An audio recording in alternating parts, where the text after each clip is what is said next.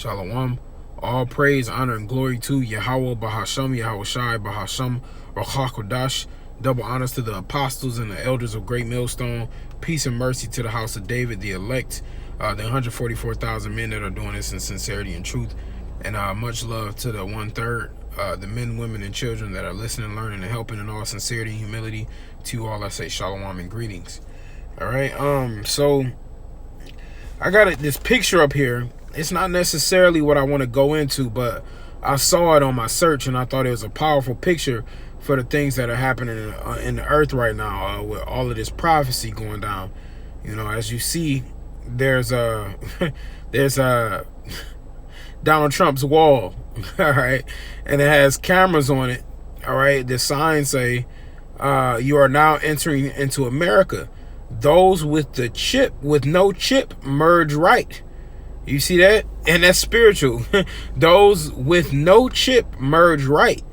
All right. And you see it's on the right hand side, there's one small skinny pathway for it, right?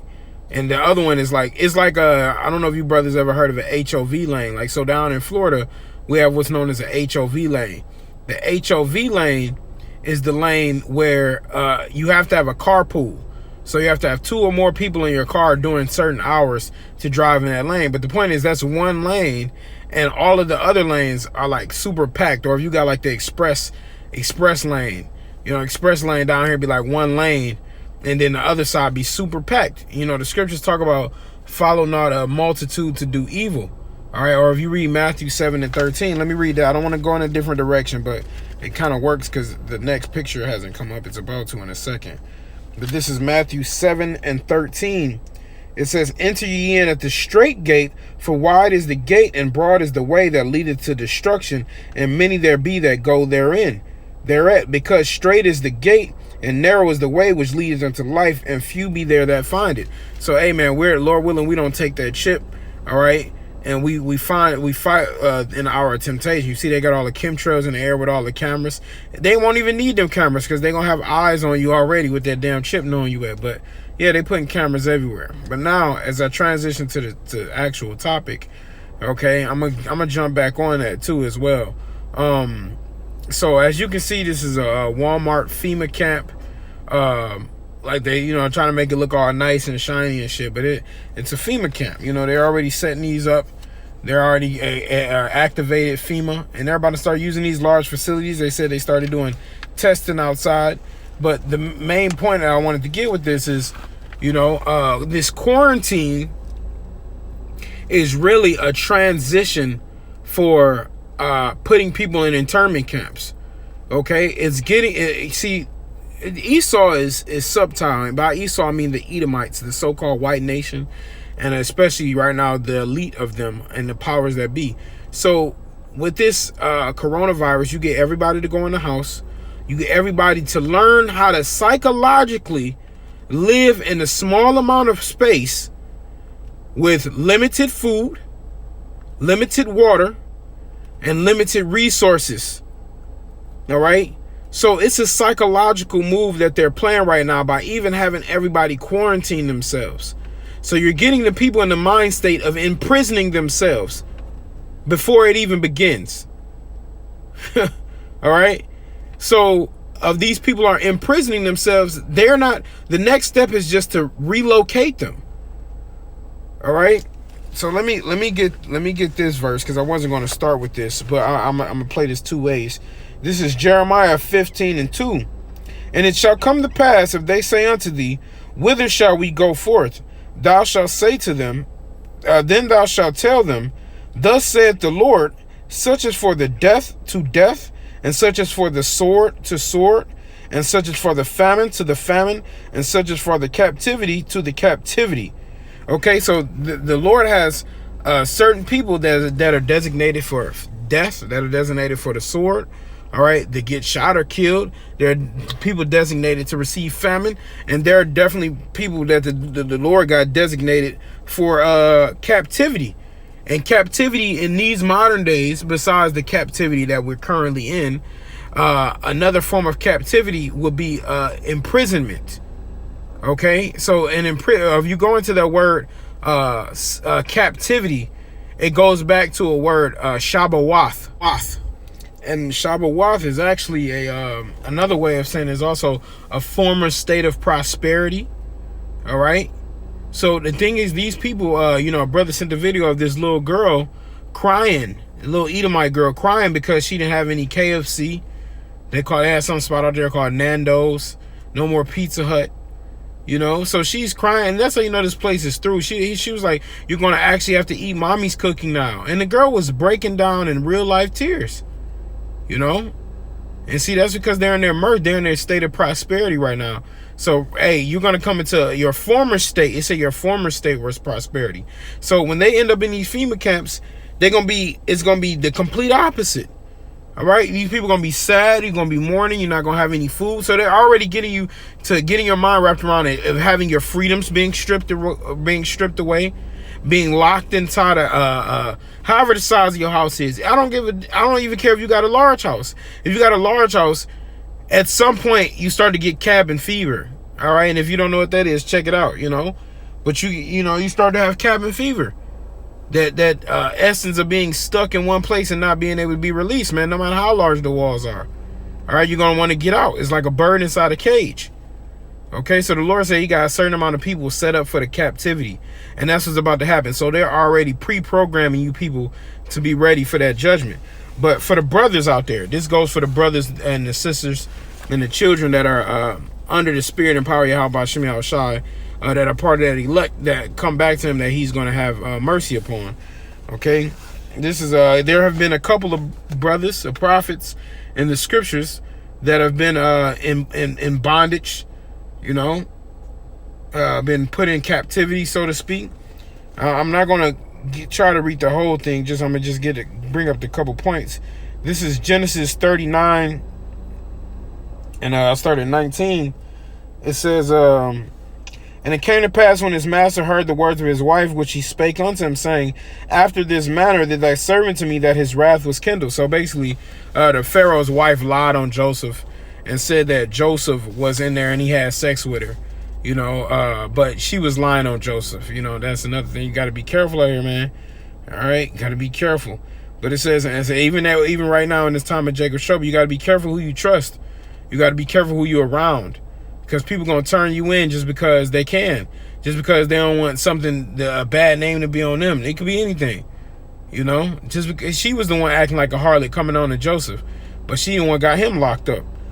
All right, it says, and Joseph's master took him and put him into the prison, a place where the king's prisoners were bound, and he was there in the prison. But the Lord Yahweh was with Joseph and showed him mercy and gave him favor in the sight of the keeper of the prison. And the keeper of the prison, see, that's how you know, man, the Lord will look after you. The keeper of the prison, Joseph was found favorable in his sight, man. So the different places that we walk in, hey, even say, hey, if the Lord be with you, even your enemies will be at peace with you, man. Okay? It says, and the keeper of the prison committed to Joseph's hand all the prisoners that were in the prison, and whatsoever they did there, he was the doer of it. Joseph was the top dog up in the prison, man. It says, the keeper of the prison looked not to anything that was under his hand, because the Lord was with him, and that which he did, the Lord made it to prosper. So everything that Joseph did, he was prospering in it. So I just want to go down to a specific verse. I'm going to jump down to verse 15. It says, for indeed I was stolen away out of the land of the Hebrews, and here also I have done nothing that they should put me into the dungeon. All right, so Joseph was put into a dungeon, man, which is like a deep, dark place, a hole. And these people are going to be in dungeons, man. These internment camps, they got this picture looking all pretty, but on the inside, it's going to be death, stink. It's going to be probably got dead bodies in there, people shitting, not being able to use the bathroom regularly, not getting food, so your pores will start stinking. It's going to be a whole lot of stuff, man, being shut down in the dungeon. And Joseph actually got released because the Lord was with him, and he was able to prophesy those dreams. Who knows what kind of miracles the Lord is going to have done in these times to come, man. All right, so let me get this now. This is about Jeremiah. This is Jeremiah 37 and 16. It says, I'll start at 15. When the princes were wroth with Jeremiah and smote him and put him into prison, in the house of Jonathan the scribe, for they had made that the prison. So, hey, Jeremiah was cast into prison, and they say he was beat. You know, and see, now I got this picture. It came up a little sooner than I expected, but, you know, these are what they're going to put these bodies in, man. These are caskets that they use at FEMA camps and internment camps that are used to put many bodies in it, man. I don't even know how. You could probably put up to 10 bodies in that thing, man. You know, and so they use those. They're going to burn bodies. They're going to be getting rid of people. They're going to be digging holes and putting those in them. There's going to be a lot of people that die inside them internment camps. But the Lord said if we praise his name and follow him into the end, and matter of fact, I'm going to get that in a moment too, after I read this real quick. It says, for they had made that the prison when Jeremiah was entered into the dungeon and the cabins, and Jeremiah had remained there many days. So you see that Jeremiah got locked up into a dungeon many days. Okay, so now that came out, it's a perfect segue for this revelation. Okay. So, some brothers gonna get locked up in them FEMA camps, man. Does that mean the Lord ain't dealing with you? Of course not, man.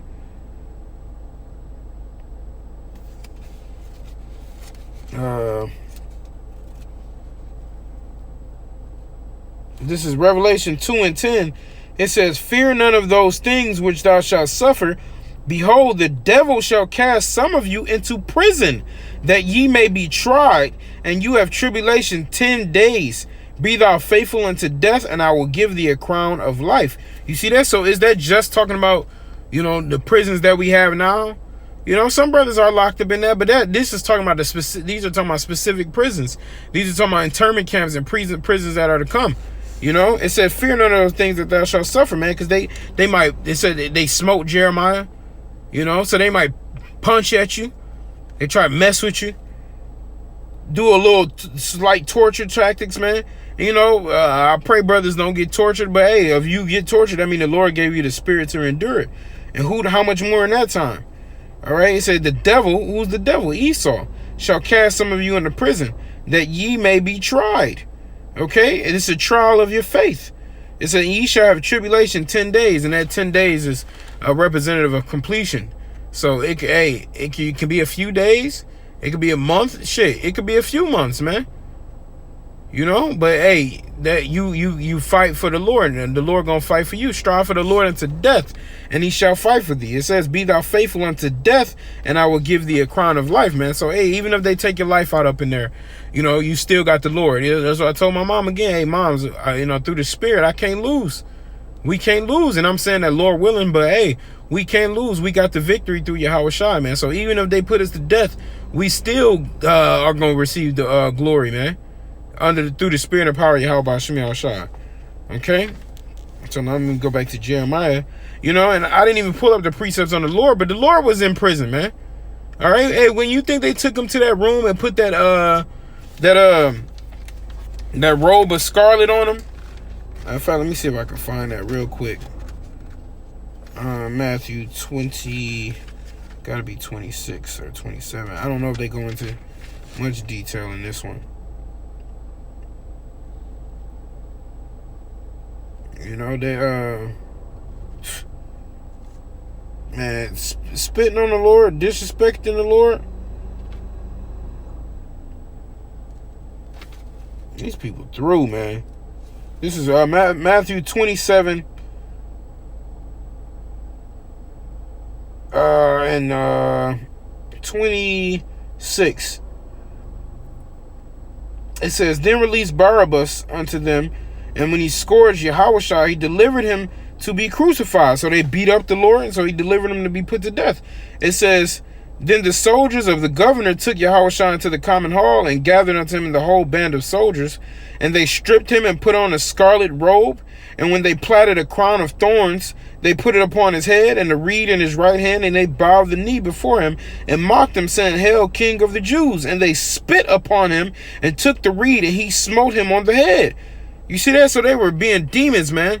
The Lord was up in, that's a prison, man. Being put somewhere, they were torturing them, beating them, punching them, putting some thorns on your head, man. All right? Thorns are spiky as shit, man. Especially those big, long ones. You know? I used to work with flowers, man. And they put it on your head. They spit on our Lord. They smote him. Okay? That's why the Lord gonna get down on them. It says, and after they mock him, they took the robe off from him, put his raiment on him, and led him away to crucify him. So after they scourged him, they beat him, then they put him in jail for a little while. Don't believe that was like super quick that happened, you know? And then when he got out, they went to go crucify him. Hey, and this Peter and Paul, they were in prison too. All right, but the Lord was with them and got them up out of there. Okay, Daniel in the lion's den. Okay, he was put in prison, but he had faith in the Lord. Okay, let me go back to Jeremiah. Jeremiah 38:6. It says, then took they Jeremiah and cast him.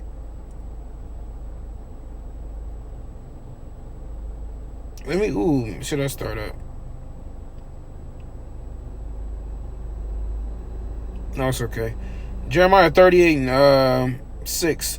Then took they Jeremiah and cast him into the dungeon of Malchiah, the son of Hamelech. So he went from one jail to another jail. You know, he didn't just, because at first they say he was in Jonathan the scribe's prison.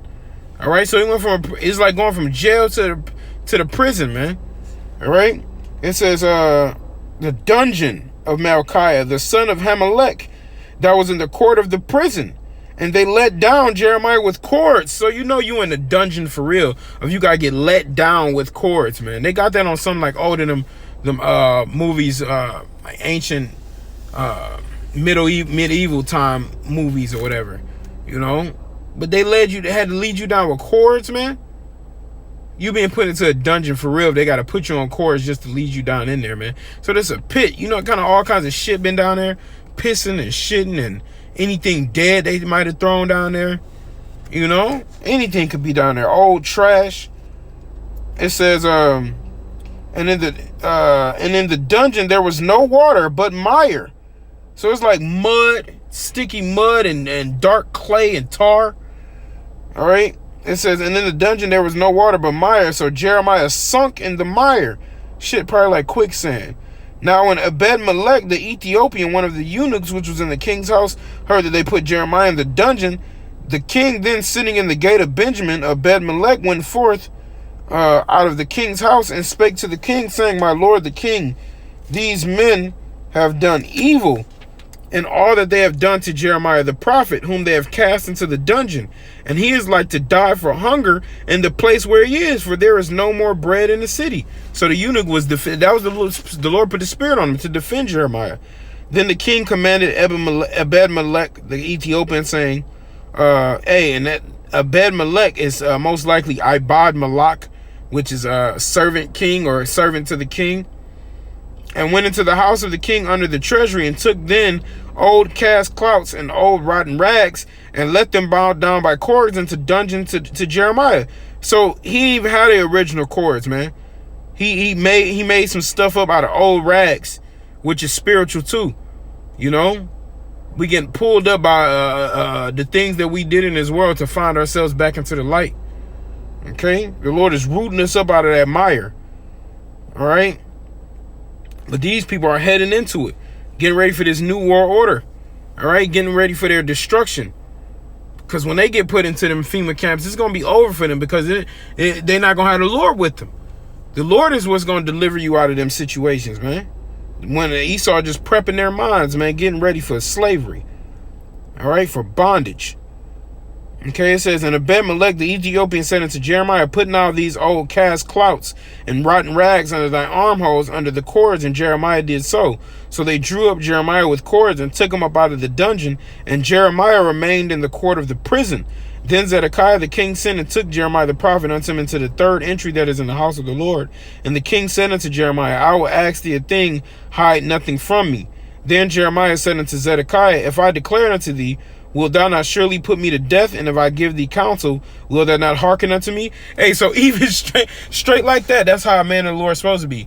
He just got out of being in a jail, then went to a prison, sunken in mire, been down there. He said there's no bread in the city, so you know it's famished, probably losing weight, fasting, ain't got no food. All right? But Jeremiah, hey, man, this is how you know the prophet's got a hell of a spirit, man. He said, this is what, then Jeremiah said unto Zedekiah, if I declare it unto thee, wilt thou not surely put me to death? All right, so he's like, hey, you asking for the truth, but if I tell you the truth, you still gonna kill me? Because he said, I'm gonna ask thee a thing, hide it not from me. So he's like, if I tell you the truth, then man, you still gonna kill me?